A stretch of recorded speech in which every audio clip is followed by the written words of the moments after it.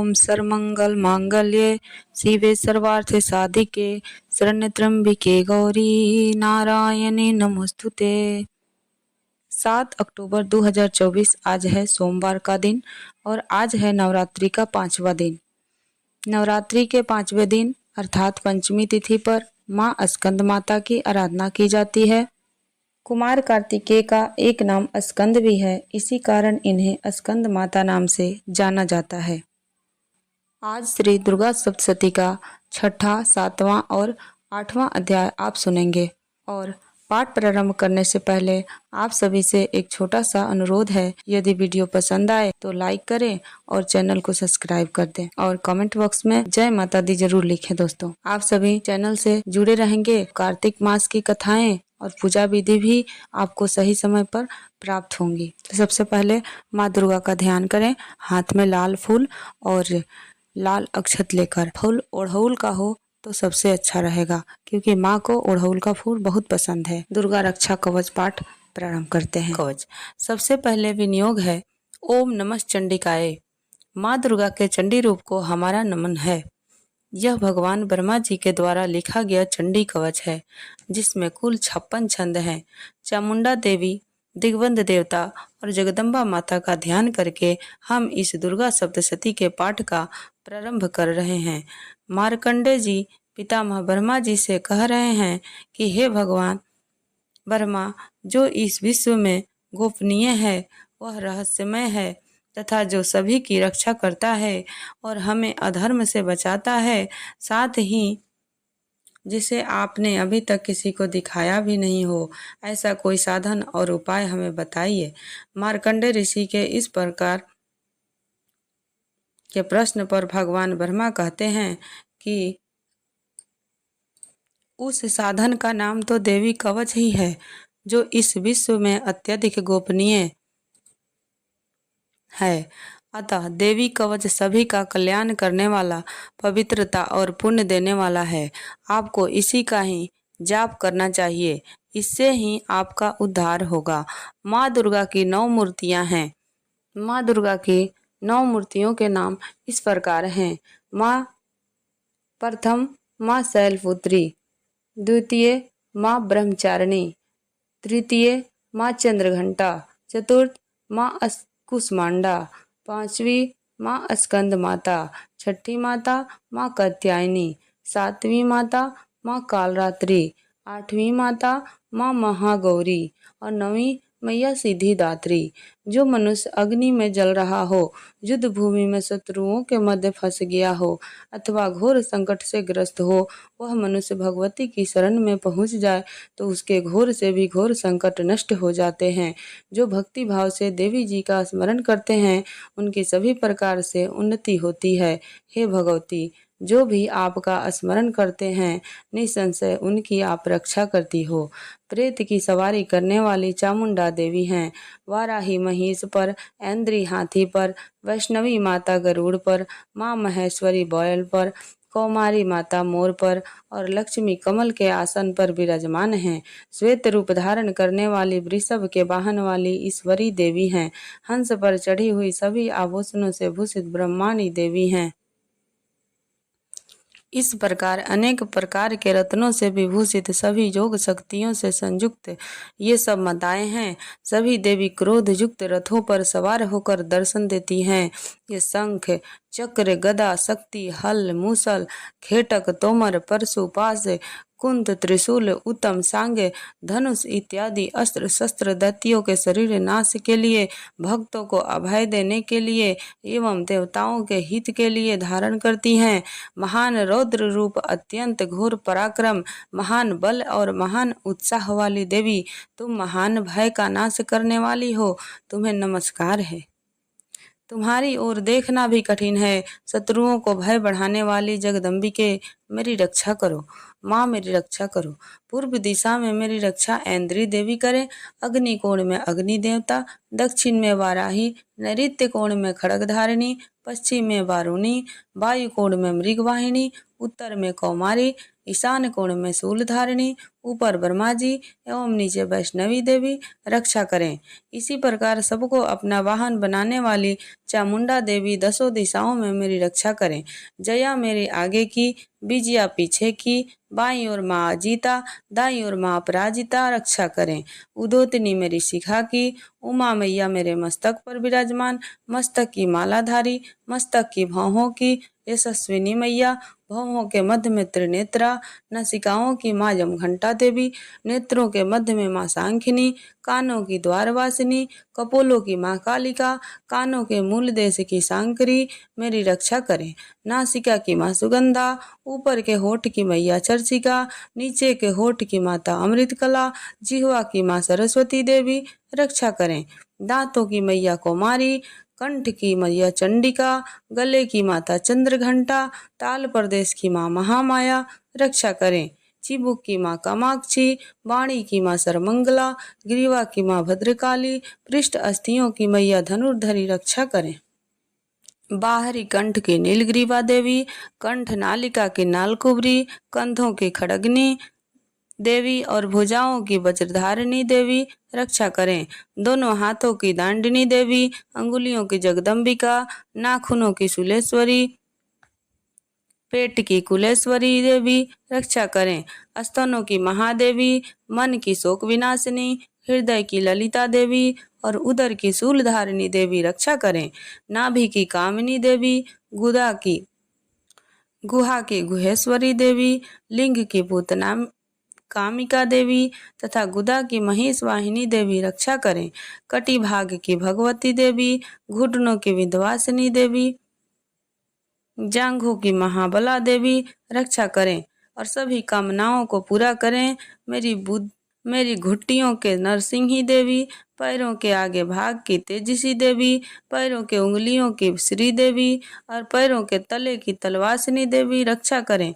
पैरों के नाखूनों की दष्टा कराली देवी, केशों की ऊर्ध्वकेशिनी देवी, रोम छिद्रों की कवेरी देवी तथा त्वचा की वागीश्वरी देवी रक्षा करें। माँ पार्वती देवी मेरे रक्त मांस हड्डियों इत्यादि की रक्षा करें। आंतों की कालरात्रि देवी और पित्त की मुक्तेश्वरी देवी रक्षा करें। पद्म पूषों की माँ पद्मावती देवी, कफ की चूड़ामणि देवी, नाखूनों की धार की ज्वालामुखी देवी और शरीर की संधियों की अभिद्या देवी रक्षा करें। मेरे वीर्य की रक्षा माँ ब्रह्मानी देवी, छाया की छत्रेश्वरी देवी तथा धर्मधारिणी देवी मेरी अहंकार व मन और बुद्धि की रक्षा करें। हे माँ दुर्गा, आप मेरे प्राणों ज्ञान उदान की समान रूप से रक्षा करें। बदहस्ता देवी मेरे प्राणों की रक्षा करें और मेरा कल्याण करें। आप मेरी सभी इंद्रियों रस रूप गंध शब्द व स्पर्श में बसती हैं। हे नारायणी देवी, आप मेरी सतगुण रजगुण और तमोगुण की रक्षा करें। मेरे आयु की वाराही देवी, वैष्णवी देवी, धर्म की यश व कीर्ति की लक्ष्मी देवी तथा धन व विद्या की चक्रिणी देवी रक्षा करें। इंद्रा देवी मेरी गोत्र की, चंडी देवी पशुओं की, महालक्ष्मी देवी मेरे पुत्रों की और भैरवी देवी मेरी पत्नी की रक्षा करें। मेरे पथ की सुपता देवी और उस मार्ग की क्षेमकरी देवी, राजा के दरबार में महालक्ष्मी देवी तथा सभी जगह निवास करने वाली विजया देवी मेरे भय की रक्षा करें। हे माँ दुर्गा, जो भी स्थान या अंग इस देवी कवच में रह गया हो और वह अभी भी रक्षा करने योग्य है, तो आप उसकी भी रक्षा कीजिए। आप मेरे पापों का नाश करके मेरा उद्धार कीजिए। माँ दुर्गा की आज्ञा के बिना कोई भी व्यक्ति इस विश्व में एक कदम भी आगे नहीं बढ़ सकता है। हम यदि कहीं भी जा रहे हैं तो हम अवश्य इस देवी कवच का पाठ करना चाहिए और इसके बाद ही प्रस्थान करना चाहिए। इस दुर्गा रक्षा कवच के पाठ से हमें हर जगह लाभ व सफलता मिलती है और हमारे सभी कार्य बन जाते हैं। हम जब भी माँ दुर्गा का ध्यान करते हैं वैसे ही हमारे काम बनने लगते हैं। उस व्यक्ति को उस पृथ्वी पर बिना किसी तुलना के परम यश और वैभव प्राप्त होता है। जो भी भक्तगण इस देवी की रक्षा कवच का पाठ करता है उसका भय समाप्त हो जाता है, युद्ध में उसकी विजय होती है तथा वह तीनों लोकों में पूजनीय हो जाता है। देवी माता का यह रक्षा कवच देवताओं तक के लिए बहुत दुर्लभ है। जो व्यक्ति इस देवी कवच का तीनों समय श्रद्धा भाव के साथ पाठ करता है उसे देवी माँ की कृपा से तीनों लोकों में विजय मिलती है। वह अकाल मृत्यु के भय से दूर होता है तथा 100 वर्षों से भी अधिक समय तक जीवित रहता है।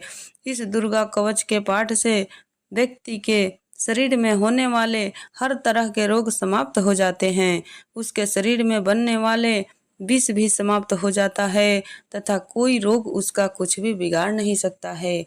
जो भी मनुष्य इस दुर्गा रक्षा कवच को अपने हृदय में धारण कर लेता है उस पर इस पृथ्वी पर होने वाले सभी तरह के अभिचारण मंत्र तंत्र का प्रभाव समाप्त हो जाता है। सभी तरह की डाकनी साकनी अंतरिक्षा में रहने वाली अतिरिक्त शक्तिशाली और भयंकर डाकिन भूतों पिशाचों यक्ष गंधर्व राक्षस ब्रह्म राक्षस बेताल कुष्मांड भैरव इत्यादि सभी तरह के नकारात्मक शक्तियों के प्रभाव इस दुर्गा कवच के माध्यम से समाप्त हो जाते हैं।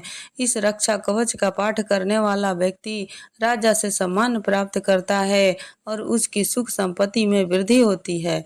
जो भी व्यक्ति इस देवी कवच का पाठ करता है उसका हर जन्म का यश बढ़ता है और जो भी इस कवच का 7 बार जप कर लेता है उसका वंश इस पृथ्वी के अंत तक रहता है। इसके पश्चात जब उसकी मृत्यु हो जाती है तब वह माँ दुर्गा के आशीर्वाद से परम स्थान को प्राप्त होता है।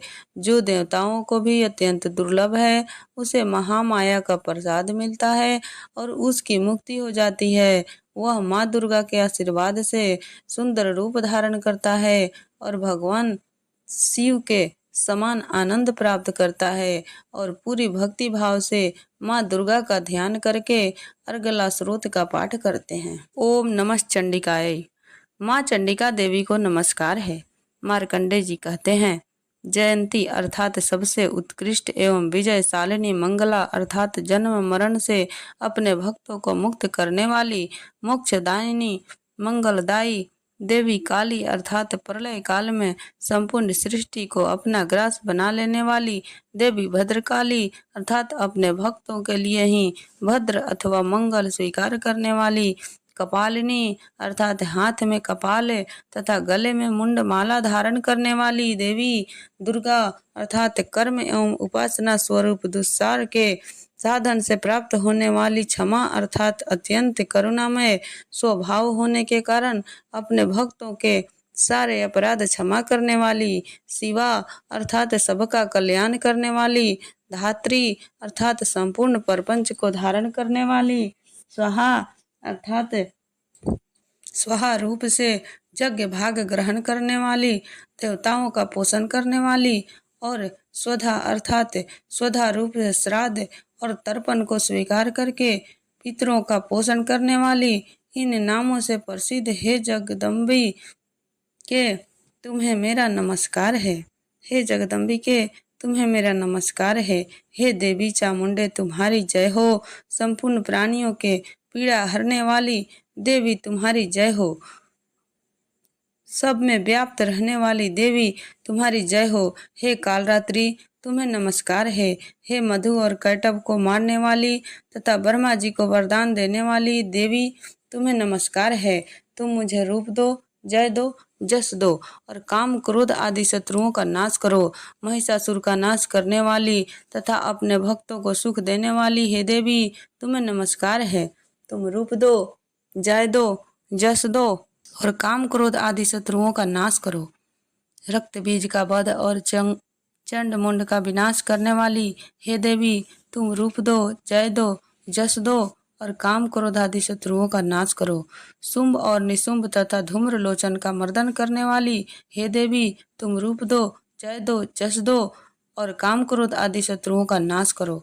सबके द्वारा वंदित जुगल चरणों वाली तथा संपूर्ण सौभाग्य प्रदान करने वाली हे देवी तुम रूप दो, जय दो, जस दो और काम क्रोध आदि शत्रुओं का नाश करो। हे देवी, तुम्हारा रूप और शरीर अचिंत्य हैं। तुम शत्रुओं का विनाश करने वाली हो। तुम रूप दो, जय दो, यश दो और काम क्रोध आदि शत्रुओं का नाश करो।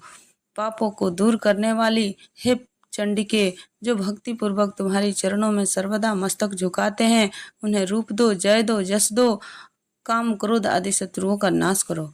रोगों का नाश करने वाली हे चंडिके, जो भक्ति पूर्वक तुम्हारी स्तुति करते हैं, उन्हें रूप दो, जय दो, यश दो और काम क्रोध आदि शत्रुओं का नाश करो। हे चंडिके, इस संसार में जो भक्ति पूर्वक तुम्हारी पूजा करते हैं, उन्हें रूप दो, जय दो, यश दो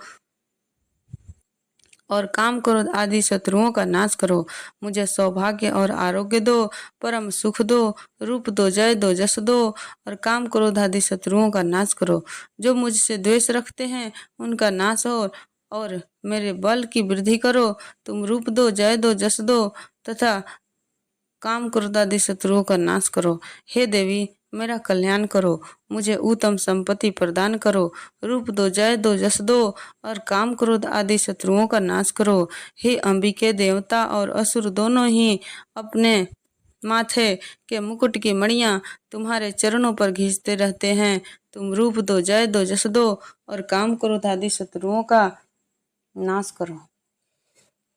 तुम अपने भक्त जनों को विद्वान, यशस्वी और धनवान बनाओ तथा रूप दो, जय दो, यश दो और काम क्रोध आदि शत्रुओं का नाश करो।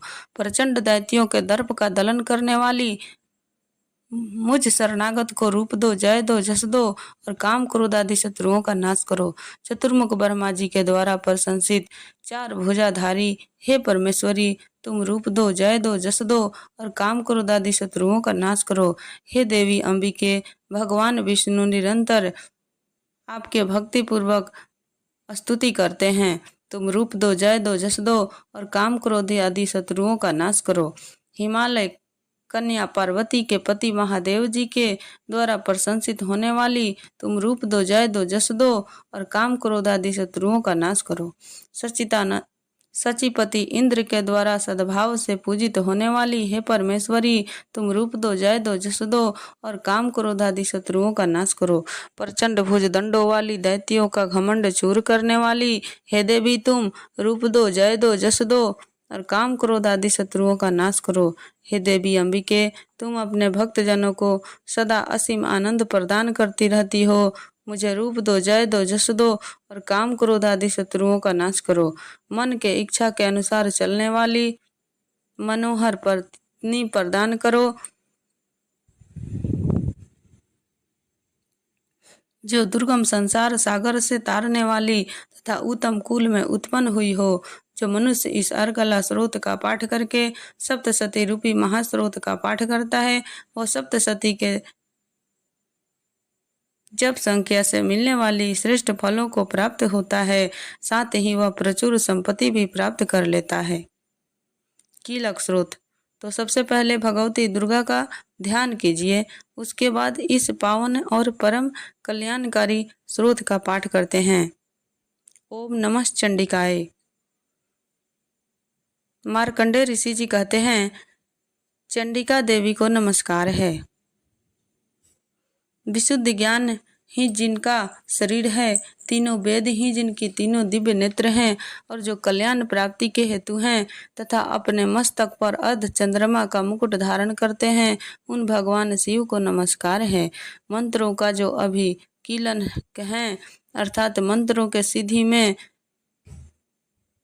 विघ्न उपस्थित करने वाले साप रूपी कीलक का जो निवारण करने वाले हैं, उस सप्तशती स्रोत को संपूर्ण रूप से जानना चाहिए और जानकर उसकी उपासना करनी चाहिए। यद्यपि सप्तशती के अतिरिक्त अन्य मंत्रों के जप में भी जो निरंतर लगा रहता है, वह भी कल्याण का भागी होता है। उसके भी उच्चाटन आदि कर्म सिद्ध होते हैं तथा उसके समस्त दुर्लभ वस्तुओं की प्राप्ति होती जाती है। तथापि जो अन्य मंत्रों का जाप न करके केवल सप्तशती नामक स्रोत से ही देवी की स्तुति करते हैं, उन्हें स्तुति मात्र से ही सच्चिदानंद स्वरूपिणी देवी सिद्धि प्राप्त हो जाती है।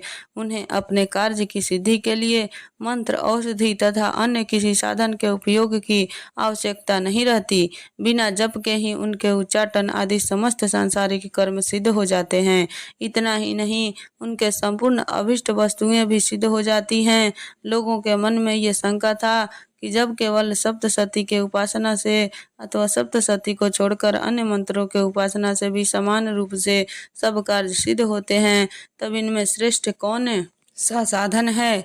लोगों की इस शंका को सामने रखकर भगवान शंकर ने अपने पास आए हुए जिज्ञासुओं को समझाया कि यह सप्तशती नामक संपूर्ण स्रोत है, सर्वश्रेष्ठ एवं कल्याणमय है। तदनंतर भगवती चंडिका की सप्तशती नामक स्रोत को महादेव जी ने गुप्त कर दिया। सप्तशती के पाठ से जो पुण्य प्राप्त होता है उसकी कभी समाप्ति नहीं होती, परंतु अन्य मंत्रों के जप से उत्पन्न पुण्य की समाप्ति हो जाती है। अतः भगवान शिव ने अन्य मंत्रों की अपेक्षा जो सप्तशती की श्रेष्ठता का निर्णय किया, उसे यथार्थ ही जानना चाहिए। अन्य मंत्रों का जाप करने वाला पुरुष भी यदि सप्तशती के स्रोत और जप का अनुष्ठान कर ले तो वह भी पूर्ण रूप से कल्याण का भागी होता है, इसमें तनिक भी संदेह नहीं है।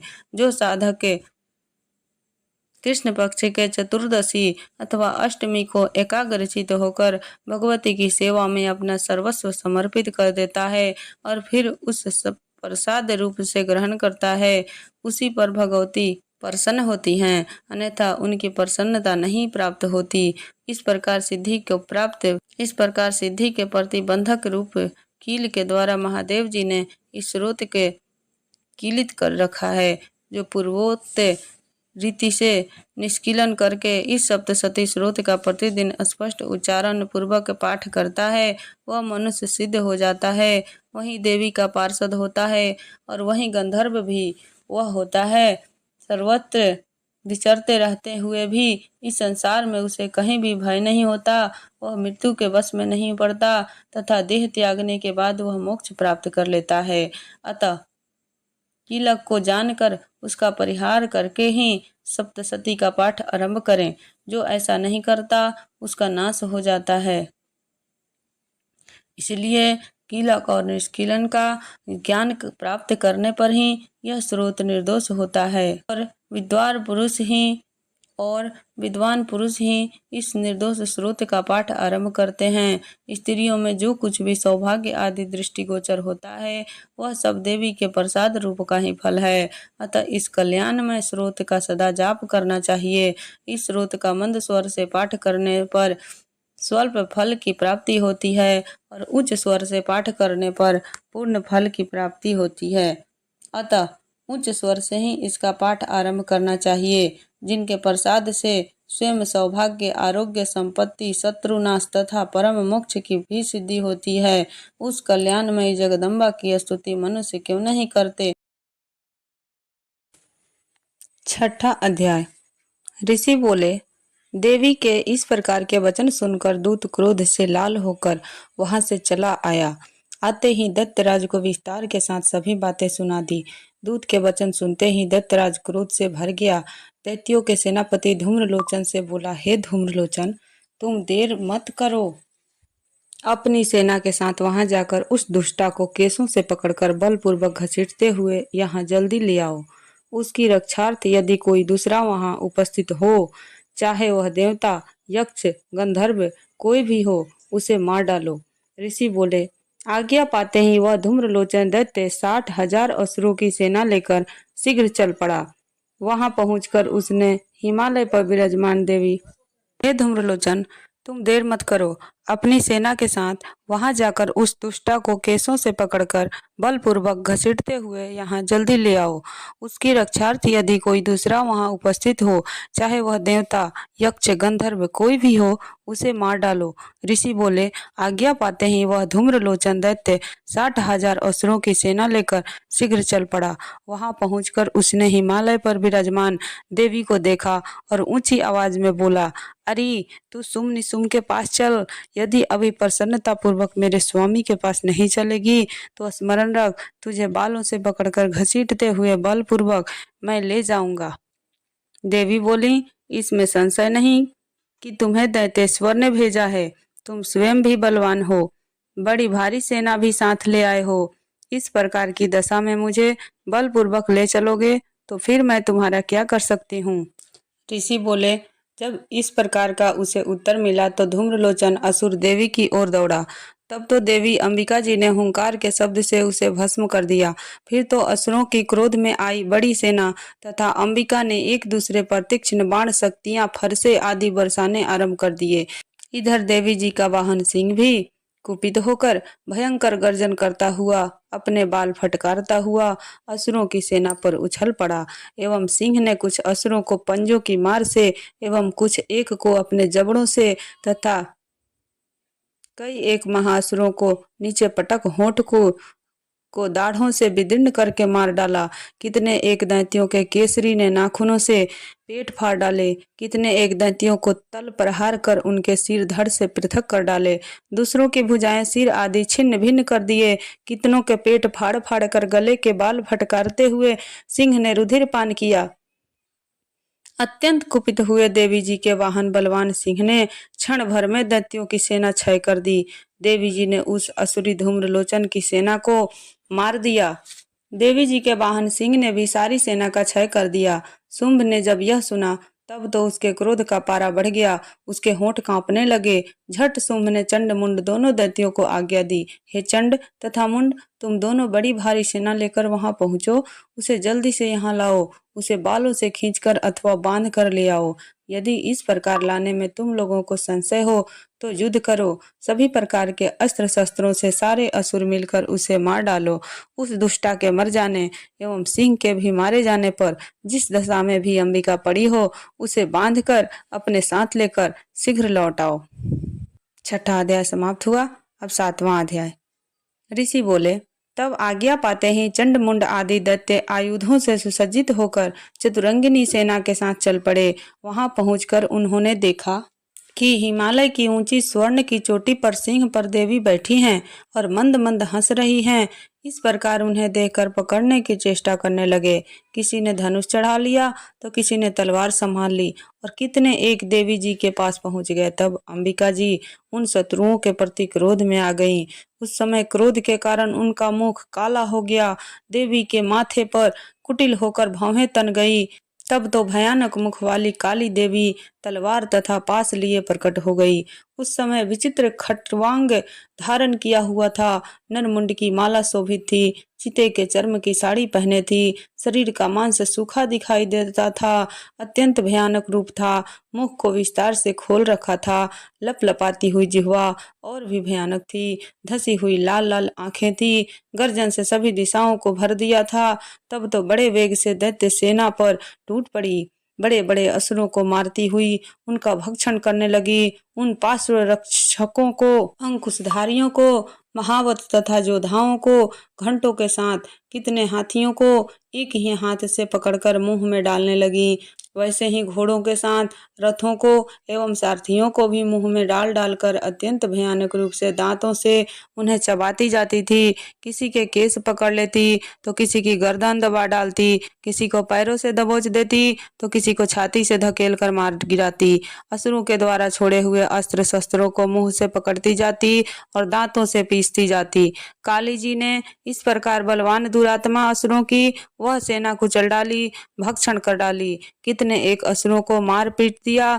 उस देवी ने कुछ को तो तलवार से काट गिराई, कुछ एक खटवांग से पीट दिए गए और कुछ एक दांतों से कुचल दिए गए। क्षण भर में असुरों की वह सारी सेना पीट कर गिरा दी। यह देख चंड उस भयानक काली की ओर दौड़ा। इधर महाअसुर मुंड ने भी महाभयंकर बाणों की वर्षा से एवं सहस्त्रों अस्त्र चलाए हुए चक्रों द्वारा उस भयानक आंखों वाली देवी को ढक दिया। वे अनेकों चक्र देवी के मुख में प्रवेश करते हुए इस प्रकार दिखाई देने लगे जैसे बहुत से सूर्य बिंब बादलों के पेट में समाते जा रहे हों। तब तो जिसके भयानक मुख के भीतर जिनका देख सकना भी कठिन था। ऐसे दांतों के प्रकाश से दमकती हुई, अत्यंत क्रोध में आकर भयानक गर्जना करती हुई वह काली भी अट्टहास करने लगी। हुम हुम करती हुई बहुत बड़ी तलवार लिए हुए देवी चंड पर कूद पड़ी। उसके बालों को पकड़कर उसी तलवार से झट चंड का सिर काट दिया। तब चंड को इस प्रकार मारा गया देखकर मुंड देवी की ओर दौड़ा। कुपिता काली ने तलवार से मारकर पृथ्वी पर मुंड को भी गिरा दिया। तब महाबली मुंड को मारा हुआ देखकर और सेना का नाश देखकर बची खुची सेना भयभीत होकर इधर उधर भाग गई। अतः काली जी ने चंड तथा मुंड के सिर हाथ में ले लिए। फिर भयानक अट्टहास करती हुई चंडिका के पास पहुंचकर बोली, मैं यह चंड और मुंड नामक महापशु आपकी भेंट चढ़ा दिए। अब तो युद्ध में सुम निसुम का आप स्वयं वध करना। ऋषि बोले। अपने सम्मुख लाए गए चंड मुंड महाअसुरों को देखकर कल्याणी ने चंडिका काली से ललित वचन बोली, हे देवी कालिके, तीनों लोकों में चामुंडा नाम से तुम्हारी ख्याति होगी। अतः 7वां अध्याय खत्म हुआ। 7वां अध्याय समाप्त हुआ। 8वां अध्याय। ऋषि बोले, चंड तथा मुंड दोनों दैत्यों के मारे जाने पर एवं बहुत सी सेना के भी क्षय हो जाने पर असुर राज महाप्रतापी शुंभ के चित्त में भारी क्रोध पैदा हो गया। उसने सभी दैत्यों की सेना को युद्ध के लिए आज्ञा दे दी। उसने कहा, आज उदायुध नामक 86 सेनापति अपनी सारी सेना को लेकर चलें। कंबु नामक 84 सेनापति भी अपनी सेना के साथ युद्ध के लिए निकलें। मेरी आज्ञा से 50 करोड़ वीर्य कुल के असुर तथा 100 धूम्र कुल के सेनापति सेनाओं के साथ कूच कर दें और फिर मेरी आज्ञा से कालका, मौर्ज, दोहिर्द काल के सभी असुर तैयार होकर शीघ्र प्रस्थान करें। भयंकर शासन करने वाले असुरराज शुंभ ने इस प्रकार आज्ञा देकर स्वयं भी बहुत सी सहस्त्रों सेनाओं के साथ प्रस्थान कर दिया। जब चंडिका ने देखा कि अब इस ओर भयानक सेना साथ लेकर निशुंभ आ रहा है, तब तो उन्होंने अपने धनुष की टंकार करके पृथ्वी पर आकर के मध्य भाग को गुंजा दिया। हे राजन, उस समय सिंह ने भी बड़ी भारी गर्जना की। फिर अंबिका जी ने घंटा बजाकर उस गर्जना को और भी बढ़ा दिया। उस शब्द को सुनकर दैत्य सेनाओं ने चारों ओर से आकर देवी सिंह और काली को क्रोध के साथ घेर लिया। इसी अवसर के मध्य में ही राजन, दैत्यों के लिए तथा देवताओं की वृद्धि के लिए अत्यंत बल एवं पराक्रम से प्रसन्न होकर ब्रह्मा, विष्णु, शिव, कार्तिक, स्वामी इंद्र आदि देवों की शक्तियां उन्हीं के शरीर से निकलकर उन्हीं रूपों से चंडिका के पास आई। जिस देवता का जो स्वरूप जैसे भूषण तथा वाहन है, उन्हीं वस्तुओं से संपन्न होकर उस देवता की शक्ति वही रूप धारण कर दैत्यों के साथ युद्ध करने आ गई। ब्रह्मा जी की शक्ति, जिसे ब्रह्मानी कहा जाता है, वह हंसों से जुते हुए विमान पर आरूढ़ थी। वह अक्षसूत्र कमंडलू से शोभित थी। सबसे प्रथम उपस्थित हुई। माहेश्वरी की शक्ति वृषभ पर विराजमान, सुंदर त्रिशूल धारण किए, महासर्पों के कंकण धारण किए, मस्तक पर चंद्र रेखा सुशोभित थी। वह महेश्वरी शक्ति आई।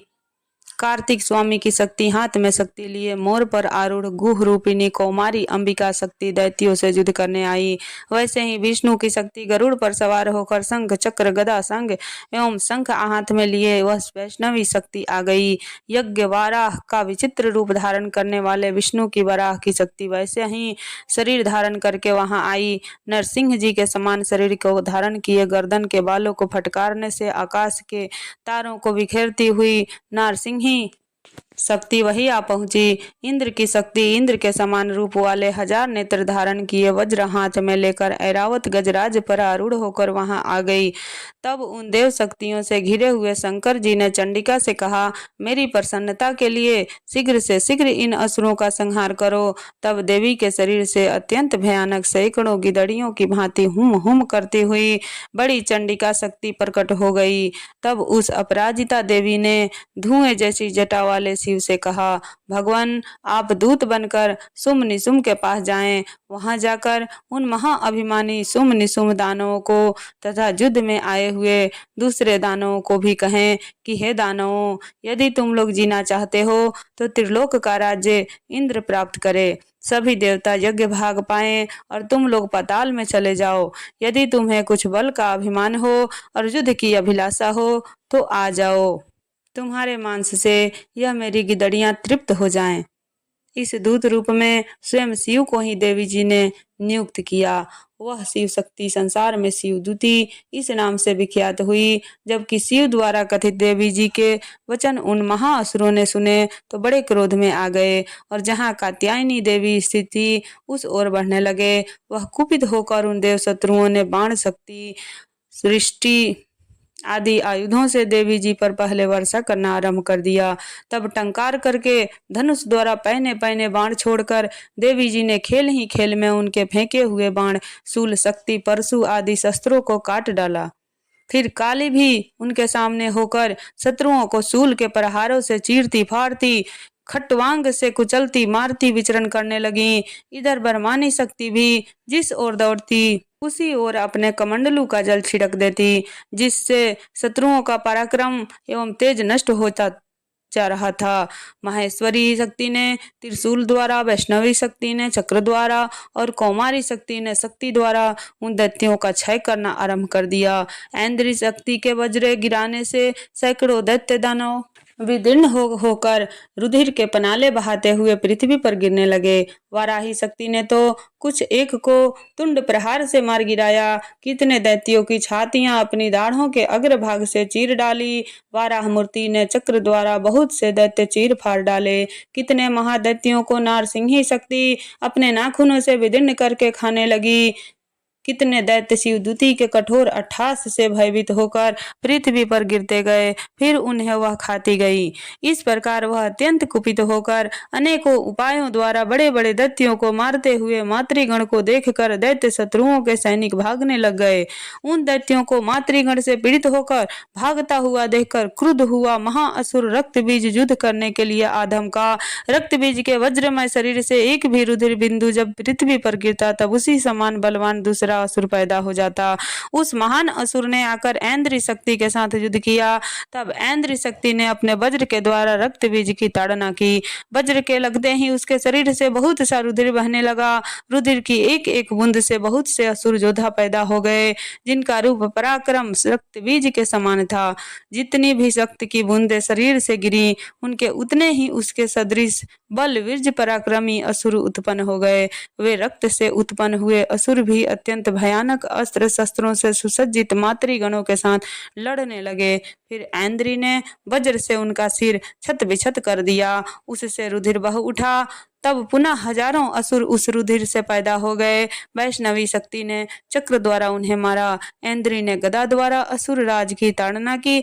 वैष्णवी के चक्र से क्षत होने पर उसके शरीर से ज्यों ही रुधिर स्राव हुआ, उससे हजारों उसी के समान महाअसुर पैदा हो गए, जिनसे संपूर्ण जगत भर गया। उन्हें कौमारी ने शक्ति से मारा, वाराही ने तलवार से, माहेश्वरी ने महाअसुर रक्त बीज को त्रिशूल से हनन किया। उस दैत्य ने भी गदा द्वारा सभी मातृगणों को पृथक पृथक मारा। उस समय रक्त बीज बड़े क्रोध में समाविष्ट था। शक्ति, शूल आदि आयुधों से कई बार विक्षत होने पर उसके शरीर से रक्त प्रवाह के पृथ्वी पर गिरते ही सैकड़ों असुर उत्पन्न हो चुके। दैत्यों के रुधिर से उत्पन्न उन असुरों से सारा जगत व्याप्त हो गया। तब तो देवता अत्यंत भयभीत हो गए। देवताओं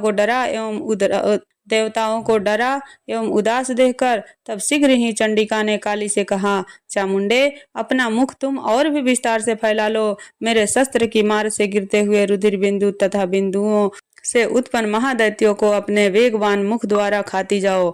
युद्ध भूमि में रुधिर उत्पन्न इन महादैत्यों का भक्षण करती हुई घूमती रहो। इस प्रकार कहकर चंडिका ने रक्त बीज पर त्रिशूल से प्रहार किया। फिर काली ने रक्त बीज का सारा रुधिर मुख से ग्रहण कर लिया।